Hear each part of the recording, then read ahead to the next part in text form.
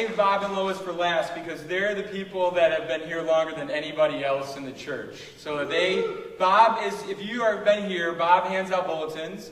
He invented bulletins. So one of my favorite moments is the third Sunday that we were Renaissance Vineyard. Are you going to tell this story in your thing? One of the third Sundays when he came, Bob used to wear a suit. He's come a long way. And he came in here and he's the third Sunday, he says, Jim, what do you think of my sweater? And I said, that's a really special sweater, Bob. Tell me about the sweater. And he says, well, we're the Vineyard now, and so I'm going to wear this sweater to better represent who our church is. And now he's graduated jeans and funny t-shirts. So he's continued to grow. This is a hero of mine. He and his wife and all of the other members of the Ferndale First Baptist, when we merged, they're really the secret reason why this whole craziness has worked. And so, by all counts, people were like, you're crazy. It shouldn't work. But by God's faithfulness and the passion of people who've been praying for the mission in this town for years, it has. So let's hear from Bob. You want to hold it? I'll hold it for you. I'll serve you. My dad and mother moved to Ferndale in 1938 and joined the First Baptist Church shortly after that. He was 8. I was 8 then. Yeah. My family was raised to go to church and serve. My first serving was in the junior choir. After a few weeks in the choir, the pastor's wife took me aside. She was a choir director.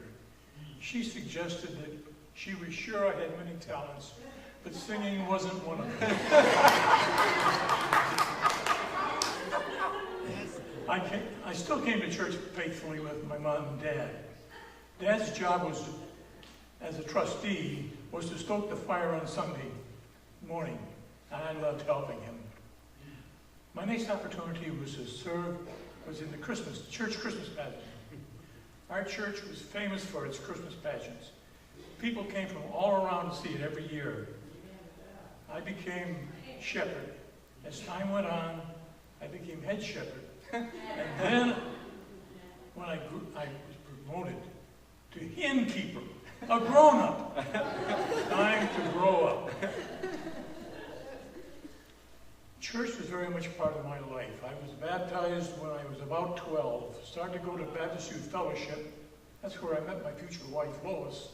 Come on, there she is. We married in 1951 and started our family. I started to realize what was an important part God played in my life. Everything that was important to me came from God. I was willing to serve in whatever way I could, and I have tried to continue to do that. Through the years, I have served on the Board of Trustees. Must have been my dad's influence. Many times. Youth Fellowship Director with my wife, Sunday School Superintendent, Church Moderator.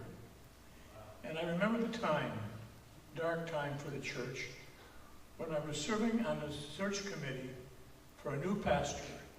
Things were not going well, and I shouted at God that he wasn't doing his part.